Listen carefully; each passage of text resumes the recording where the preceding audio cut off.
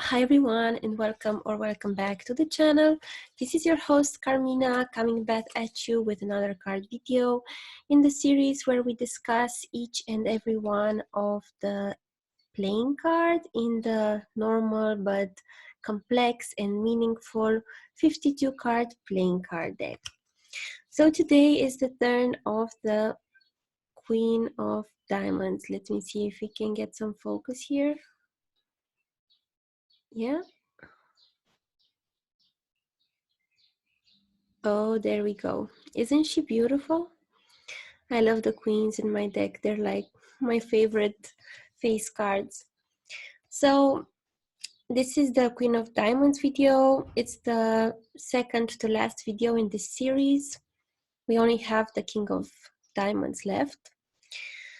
And on that note, if you like these playing cards that I keep showing you, I have very few card decks left. If you want to get one, because I don't know if I'm going to issue another edition, because I'm already working on a different deck of cards. So hurry up if you still want to get one. And if you are interested in going deeper into the card meanings, I have series of classes regularly, and you can check out my description box or my website carmina-amsa.com for more details. So without further ado, let us dive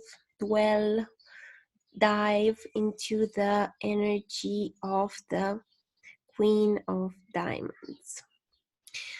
So when we look at the Queen of Diamonds, what do we see? Well, first of all, we see that she's a face card. So she's an embodied energy. She's more than just a pip card. She's like an embodied principle.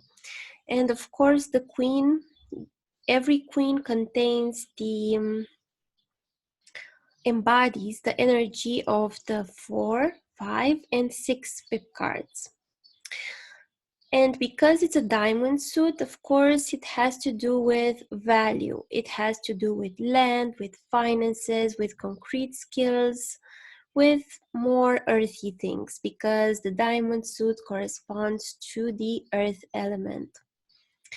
And I'm also gonna say that the queens are the middle face card, okay? So whatever is in the middle holds things together. The queen card can be associated to the universal sustaining force. So we have creation, sustenance, and destruction. These are the 3 phases of life, right? We get born, we live, and then we die. These are universal principles. And the queens, and here we have the Queen of Diamonds, they are the ones that, you know, have to do with sustaining. They can be associated to the planet Neptune, because Neptune is also a more feminine energy. It's like a higher manifestation, a more subtle manifestation, and more difficult to define manifestation of this feminine quality of waxing and waning. It has this vibration of sustained effort, of a lot of energy. So the queens are said to be the most energetic in the whole card deck, because they contain the 4, they contain the 5 at the core, and the 5 is that energy of change. And then the 6 is, of course, satisfaction and getting the validation, okay? So the queens are good cards to get in a card spread. If you see this Queen of Diamonds popping up, it can announce the energy of a woman who's a very capable manager. All the queens are connected to motherhood, of course, but especially the Queen of Hearts, that has the more family connotation. If this is connected to a mother, it's more like a mother who's a good financial manager, who's really you know, she likes her power. If this queen is reversed, it can show somebody who's more abusive with their power, who's more, you know, not really using their influence correctly, and it's more like not such a good boss to have. If you pull this card reverse for your boss, it's like, yikes. It's a very strong energy, but also quite abusive. But upright, this energy is really nice to have, be it in a manual card casting or in the you know, in this Cards of Truth software. You know that, okay, that's going to be a time that's going to be very energetic. You're going to be a good manager of concrete skills. You're going to handle money well. You're going to improve on your, you know, financial or concrete endeavors. And yeah, it can also show a person that's more, you know, light-haired, because the black queens are more dark-haired, the red queens are more light-haired. So yeah, in general, it's a really desirable card to have. Now, if we look at the Queen of Diamonds as a birth card, let's check out the year spread to see in what days we can expect to have Queen of Diamonds days or Queen of Diamonds, you know, birth cards. So in January, we have January 15, then we have February 13, March 11, April 9, May 7th, June 5th, July 3rd, and August 1st.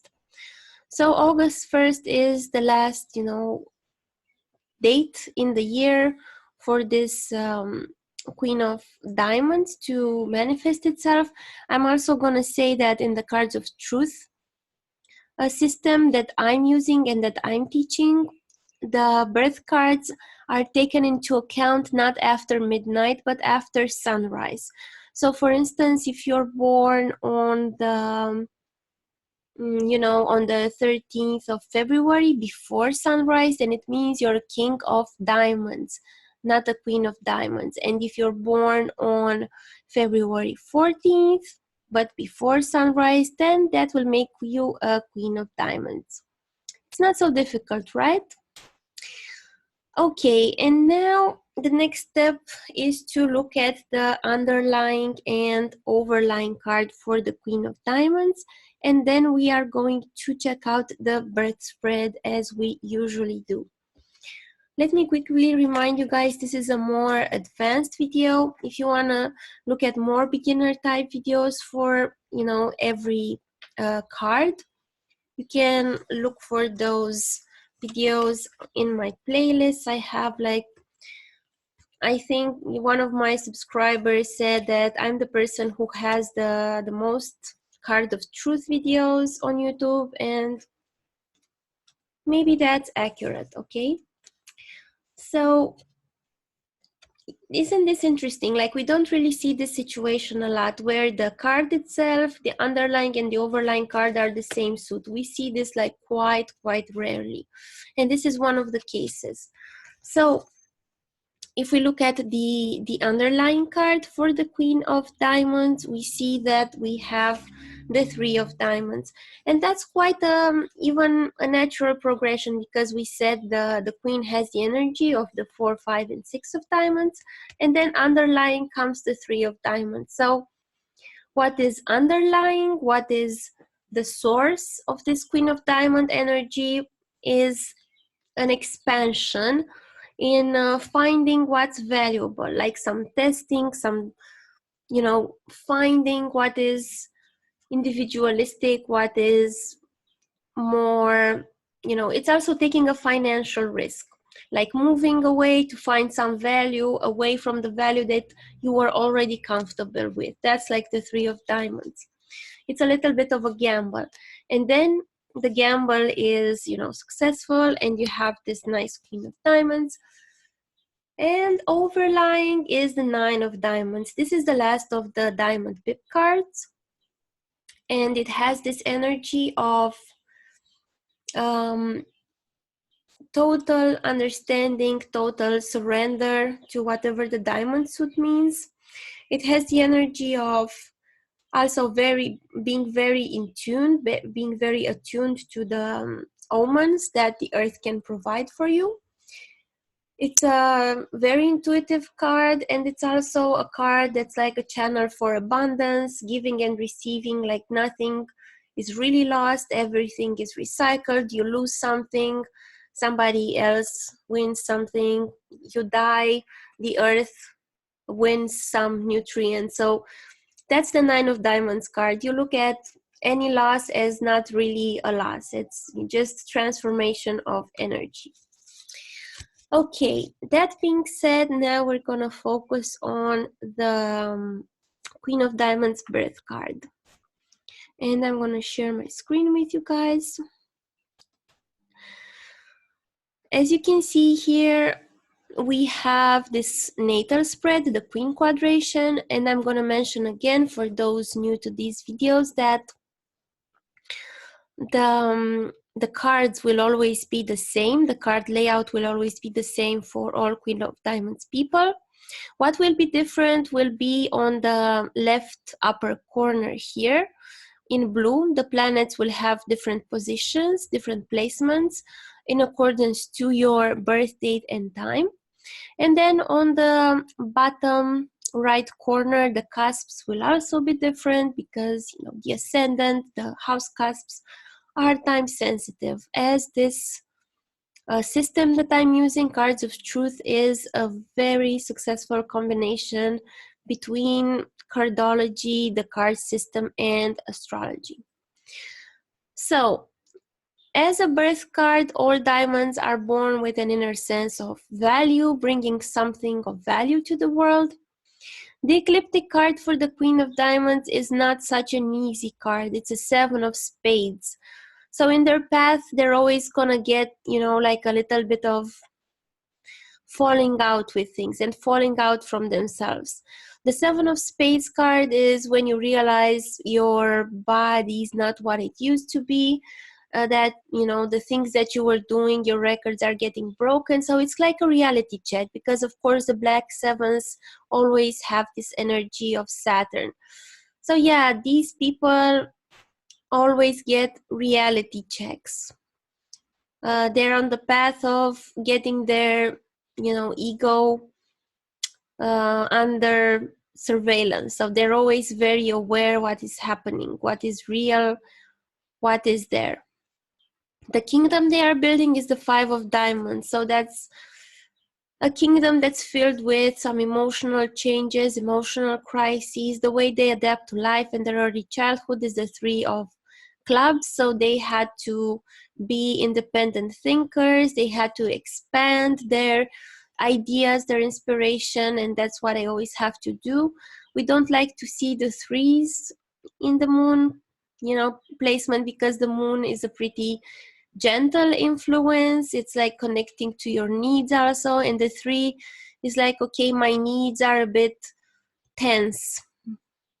And the Mars card, that's a awesome card to have because the three is the Mars energy. The Three of Spades is flying apart from yourself, is also taking a risk and being a bit different, expanding, searching for new ways to be yourself.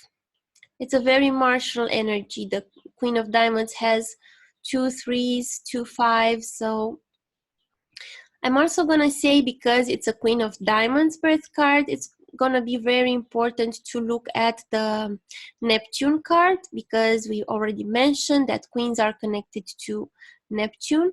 And of course, we're gonna be emphasizing the Five of Diamonds because it's a part of the Queen energy. The Nine of Hearts on the Mercury card, that shows the way they communicate their um, the things that they want to communicate, the way they act with friends, the way they manage their lives, the way they find solutions. That's a card that will work better when the person becomes more mature. So after, like, in their 40s, because before that they tend to emotionally victimize themselves.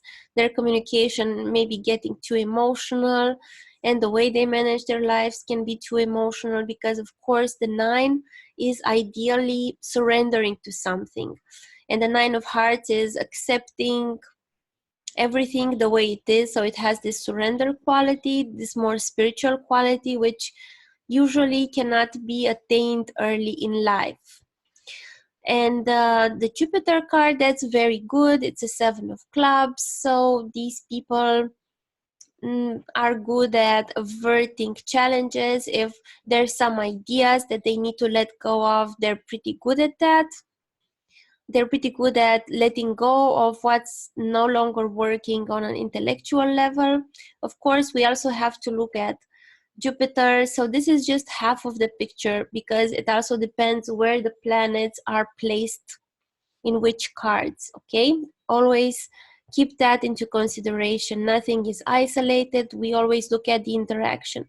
But now I'm just presenting you half of the story, and the more you learn about the cards, the more you learn about astrology, you can fit in the puzzle.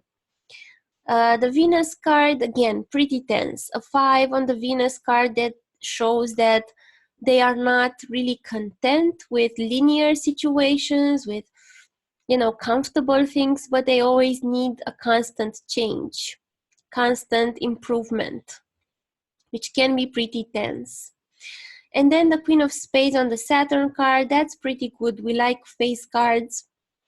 You know, face cards are good in every position unless they're pretty busted. In this case, this Queen of Spades is pretty busted because the chart I chose for the 7th of May is not really, because of this trio, Saturn, South Node, Pluto. That's a little tricky. So we treat this as a injured Queen of Spades.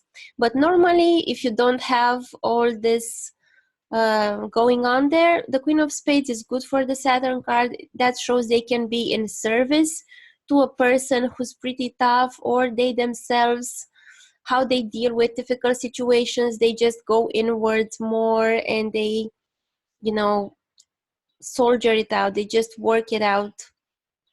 They're very good at managing crisis situation in general. The North Node card is the Jack of Clubs, so that's what they need to develop more in this life. Of course, it also depends where the North Node is, and then in this particular case, you can see that it's here in the Three of Clubs. So it's a lot about intellectual expansion, about bringing forward new projects. They don't have to end the project, they don't have to take it to the finish line, but they are good at starting it and inspiring others, like Jacks.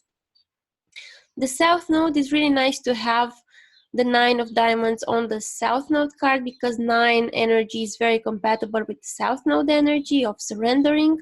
So these can be very spiritual people with these two nice 9s. Of course, we also look at the South Node, and here it's in the Queen of Spades. We already talked about this ecliptic, their path.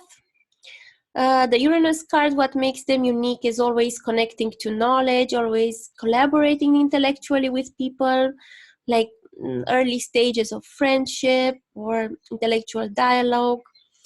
The Neptune card, how they bond deeper to the world is by reaching a high level with their knowledge. And when they get when their ego gets smashed is when dealing with salesmen like type of people, or when they themselves, they want to sell something, like a Jack of Diamonds, they want to present something shiny to the world because they invest a lot of expectations in that, like they want to be a great salesman, but then something happens and they realize, like, maybe I have to give this up. Maybe that's not really who I am.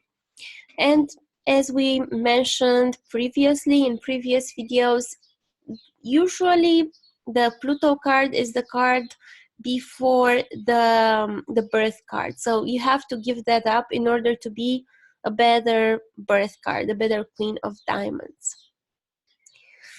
Okay, you guys, that was about it for today. You can hear the birds singing. Summer is really close. And I'm just going to remind you guys, if you're interested in reading, if you're interested in classes or getting this amazingly beautiful deck of cards that I designed, you can just go to my website, carmina-amza.com, check out my description box for more fun things, and I'll catch you guys soon with the last video in the series. Okay, bye!